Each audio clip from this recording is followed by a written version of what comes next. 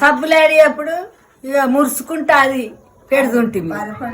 పుట్టంగానే మనకు ఇయ్యంగానే అదంతా మంచిగా తుడిచి మళ్ళా తెల్లారి మేము తానం చేస్తే బర్రెపేడ పెడుతుంది.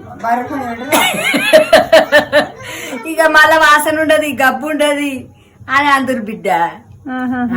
గట్లా ఇక అప్పుడేమో సబ్బులు లేవు బిడ్డ, సబ్బులు లేవు. మంచి సబ్బులు తెచ్చి మంచి మంచి అన్ని చేసి పెడతారు. అప్పుడు ఏముంటే బతకలేదు ఒక్కరు 8 మంది గట్లా. అప్పుడు ఇక మళ్ళా ఆఖరికి అత్తయ్య పెట్టినాక ఇప్పుడు బట్టల సబ్బులు ఉండలేవా,